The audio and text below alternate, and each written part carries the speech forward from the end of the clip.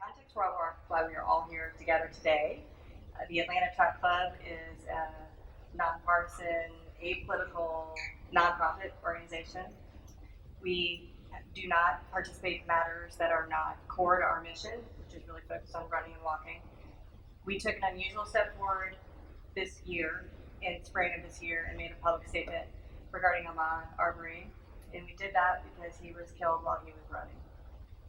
We believe that this sport should be universally accessible, and we recognize that it is not for many. And we believe that we must root out racism in running, and that's a collective effort. And so we are here today to listen and learn and from you all so that we can engage and make Running City USA a better place. So let's start with talking about the sport itself. Who here likes to run or walk or throw or jump? That's okay. So, what's your favorite thing about running? I just like going fast. You like going fast? Nice. I'd like to know what that's like. What's your favorite thing? Running. I wish I had their metabolism. So that's why I run. It's just all about vanity, trying to keep that young, youthful look. So. Right, that's it. We have the same reason. Let's start a little bit. Maybe you could, since we're here with you all, Boys and Girls Club at Metro Atlanta and B.E.S.T Academy, maybe you could share with us the mission behind the organization and its values as a starting point. Okay. Boys and Girls Clubs of Atlanta stretches over 9 to 10 counties. We have about 19 units, so we serve over 10,000 youth a year. As I was speaking earlier, before COVID hit, that was our booming time. Now it's a new day for the organization and how we are addressing our mission. And our mission is basically to serve those who need us most, and pretty much by giving them a safe place to be themselves and to communicate with adults and their peers. And we do that through programming that supports them to reach their full potential as young adults. And our goal is to try to touch and save as many young people as we can who want to walk through our doors and support our organization. When each of you hear the phrase or words common ground, I'd love for you to think about and then share with me what that means to you. What is that phrase common ground mean to you?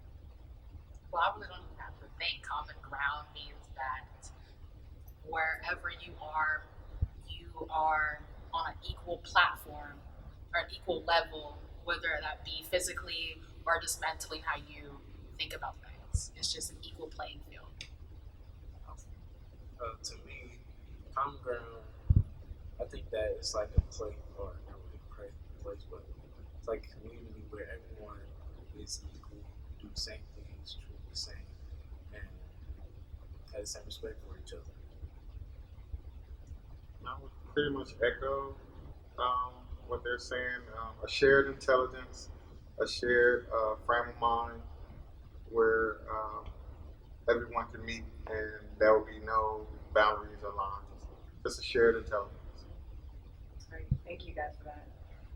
What would you like me to know about each of you and maybe your identity? You talked a little bit about you're a club kid, and that was really special for you to share that. Are there other things that you would be comfortable sharing with me about you and your identity? I'll start off. Growing up, I never had to view myself as a black man or a black boy. Or, it wasn't a color. I was just a young boy, a young man. And as far as my identity, I find myself now wanting that to be understood, that I'm an educated black man. And it's challenging sometimes because you just want to say, hey, I'm just a caring person. I'm just a loving father, a devoted husband. But sometimes now I see myself bringing race in front of all the virtues that really means more to me, but now it's like it's a part of the discussion that I have to acknowledge. Instead of saying I'm an educated man, I'm an educated black man. That kind of changes some conversations sometimes.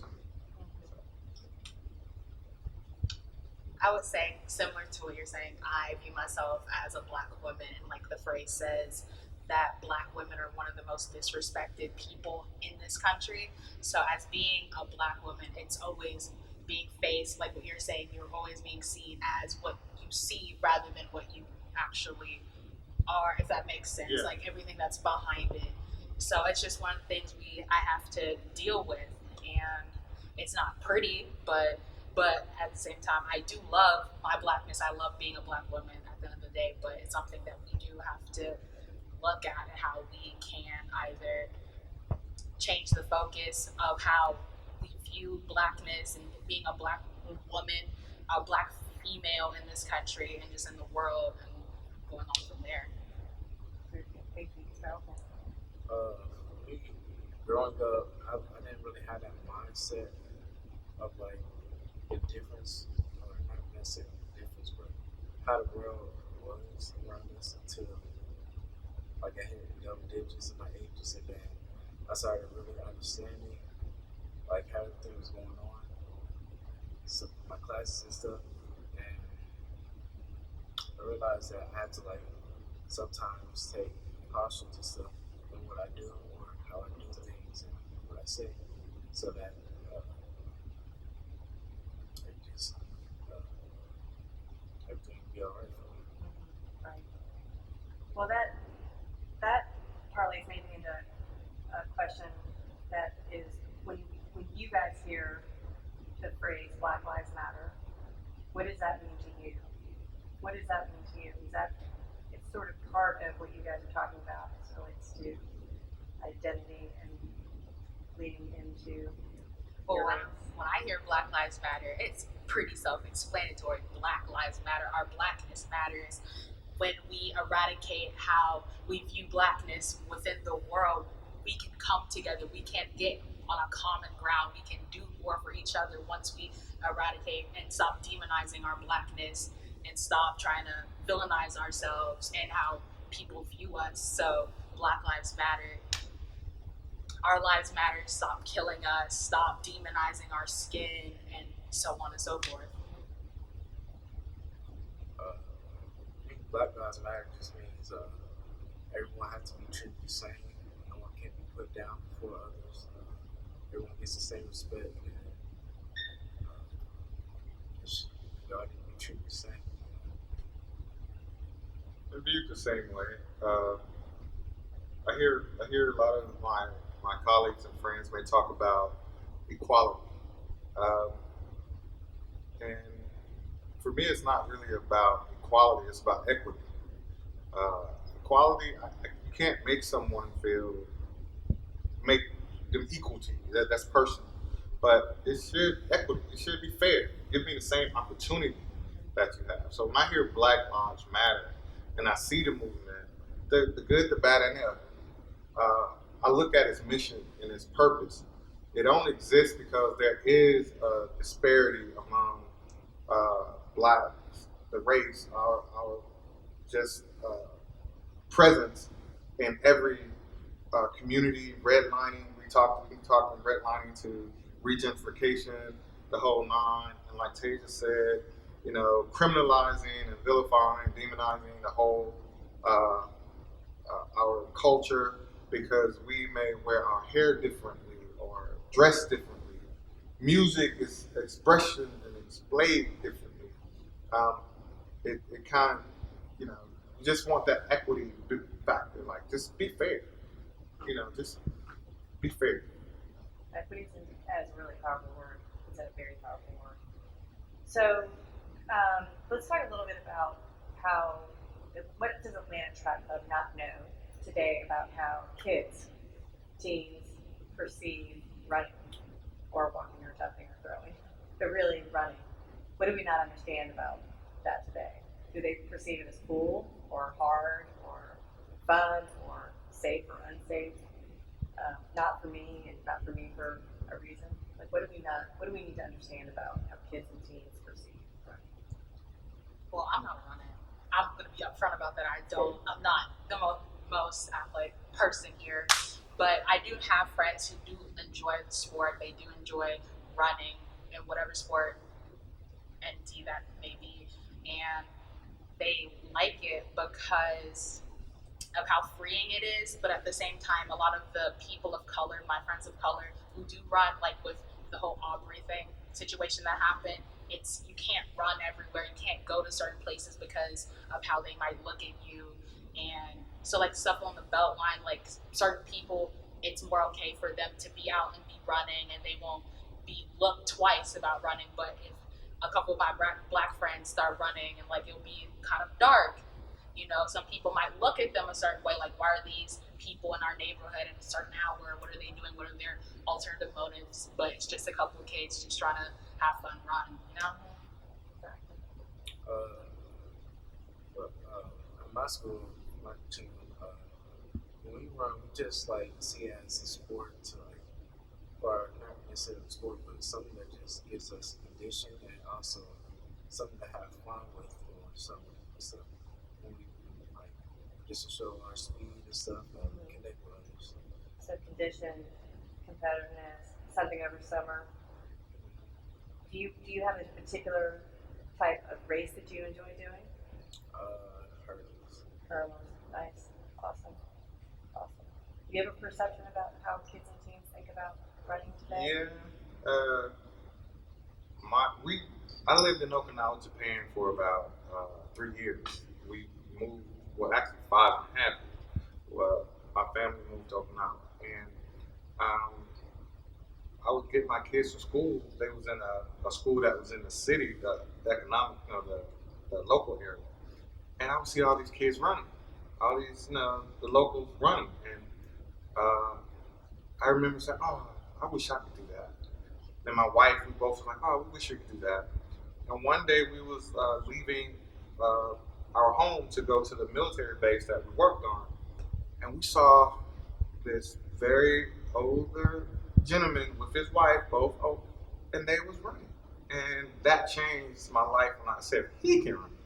It doesn't matter. He's not sprinting, but I can do it. And we ran our first 5K in Okinawa, Japan, and that was amazing. That changed my life. Once I finished, like it was. I'm not gonna tell you how I got to the finish line, but once I finished, crossing that line, receiving that medal, they gave us a medal, was so rewarding. And then my son and my daughter, whole family, they ran their first 1K just to get experience. And then after that, by the time we left, my whole family, my wife, my daughter, my son, we had ran about in 5 years over 25Ks, a few 10Ks, and it got to the point we was collecting bibs. We wanted to know who had the most bibs and who had the biggest medals, and we was only picking races that was giving best time or biggest. We saw the biggest medals and doing stuff like that. So it became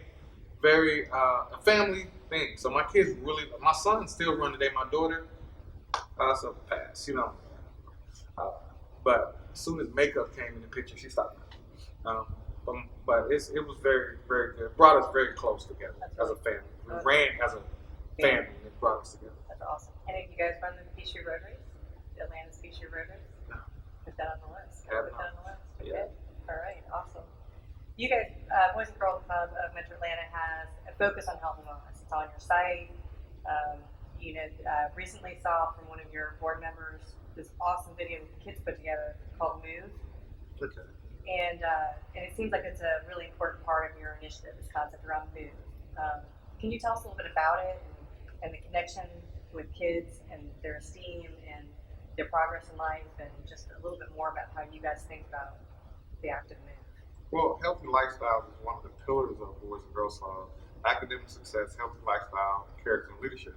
So under healthy lifestyle, Move is a component that not only has a physical fitness component to it, but it also has an enrichment program that teaches you about nutrition, teaches you about nutrition and all these things, how to keep up calorie counts and how to be mobile. Just not video game playing and from the fridge and back. That's the only exercise you get, like my son.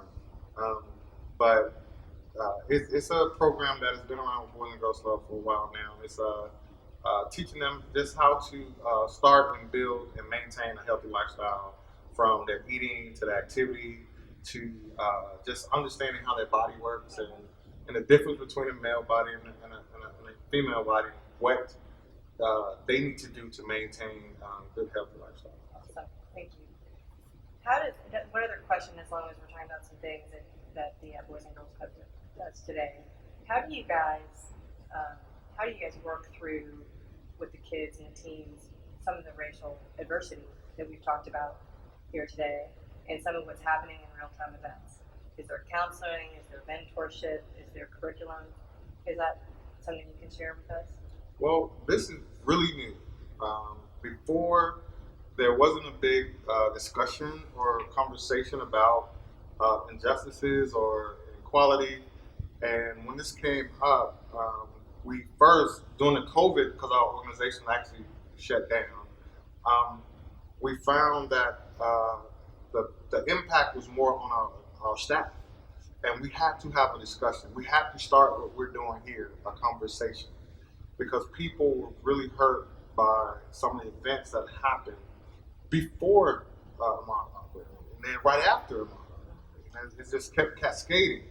So we created a injustice task force where, as an organization, we created teams to kind of call out and address some of the issues that we were facing internally and programmatically to our young people in the organization. And on the programmatic side, our team services department created what was called a safe space kind of chat room or conversation on Zoom.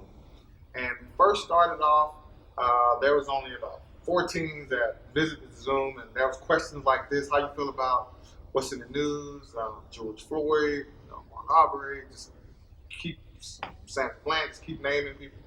And they were sharing their minds, and they were telling us how they feel, the anger, the disappointment, the hurt, don't want to go outside, being scared.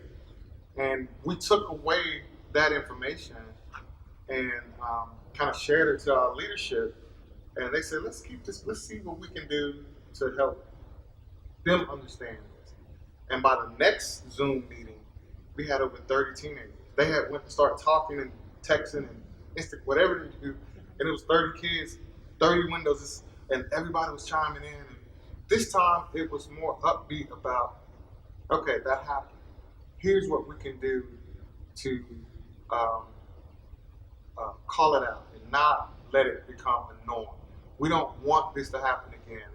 And they started a campaign where a group of our teens, formed our leadership teenagers, start fundraising and raising money for the NAACP. They raise money to give to the NAACP in the fight for injustices and changing of laws and circumstances that we're dealing with today. So that's what we as an organization are doing.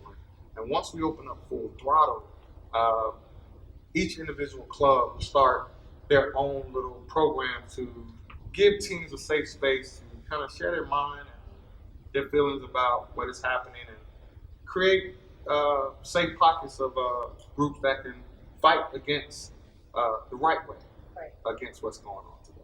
So. Thank you for that. That's awesome. Thank you for sharing that. What are some ways that you can help me, the Atlanta Track Club, sort of check ourselves, check our biases as it relates to kids and teens, and what can you do to help us think about what we're not seeing about our biases around kids and teens running? I would just say, I think it's very important for organizations like the Boys and Girls Club and the Track Club to have people of color, Black people, especially when dealing with tons of minority kids, to make sure they feel represented in that space, in that environment, and make sure those people are well equipped to, if those kids need help or resources or dealing with whatever that's going on currently, they can be able to talk to them and have conversations, and just like across the board being able to facilitate those kids' questions and being able to help them and give them resources so they can feel comfortable enough to continue on with the program and what going forward. Thank you. Okay. I think the track club should like have all colors of people and everyone work together to like help out anyone that has needs and like health abilities and stuff. And that way, everyone can be the same treatment and like get everything. That's great. Thank you.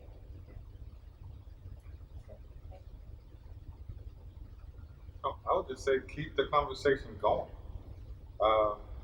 Like they're saying, create opportunities where this conversation don't go to mute, where there are volunteer opportunities for the participants and the runners to volunteer in places where people are criminalized because of where they live or where they work. Places where help clean up certain communities to support those communities. And every now and then at a water break or a cooler, create a conversation starter that doesn't let this go to pass. Let it kind of stay present and active, and just keep the conversation going. And like Tajah said, the man said, put people in front of other runners that look like the people we're talking about that need support, that needs that equity I'm talking about. Makes sense. Makes sense. Thank you.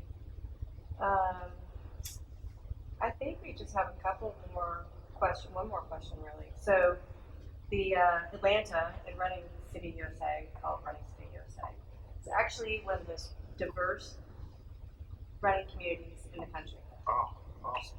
Awesome, right?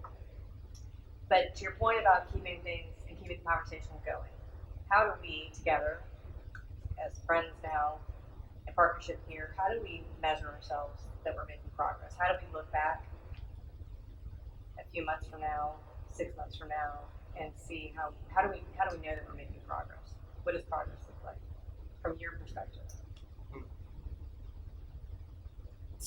That's a good question. Yes, it is. That's a good question, because I don't even like, when I'm talking about this, it's like really hard to even see like how do you even measure progress, first of all. Like that's a big question. I feel like when people are comfortable, to even have these conversations publicly, and like you're saying, like in a lot of numbers, just having these conversations and people feeling comfortable enough to speak out when things are looking pretty shady, and to the point where those conversations, just like continuing to have these conversations and being capable of being able to have these conversations freely without feeling like, oh, I'm going to be penalized or something might happen to me if I keep speaking out. I guess that could be a big progress. I guess. Yes.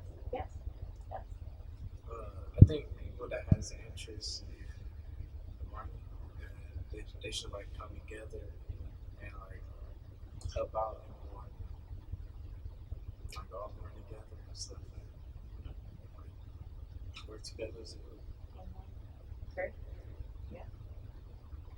I believe progress in your case or Atlanta Track Club case will not be measured by how many, how diverse the club is or how many black runners you have. I think it should be measured by, to this day, how many opportunities have you given your runners to support institutions or missions that support what we're talking about today.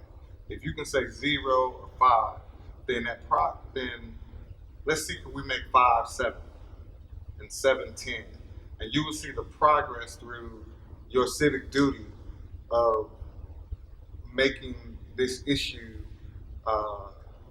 urgent and important, and and then in your civic role, you will have more opportunity. You will see. Well, in 2020, we only kind of did a couple clean highway and clean this community. We did 5 or 6, but in 2021, we had 12 opportunities where we went into elementary schools and we talked about running and how no matter what color you are, what background you're from, if you can run with a friend, you can run with anyone, and that's your common ground.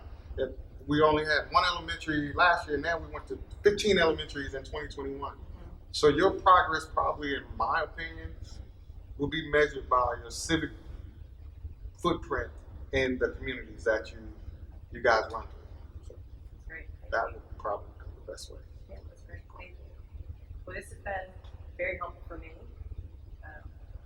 We're going to share this with the broader Atlanta Track Club community, staff, board, membership. I think you guys, it's not an easy conversation for you all to share, and I appreciate you guys taking the time, and your forthrightness and your honesty, and appreciate the common ground conversation. Thank you for the opportunity.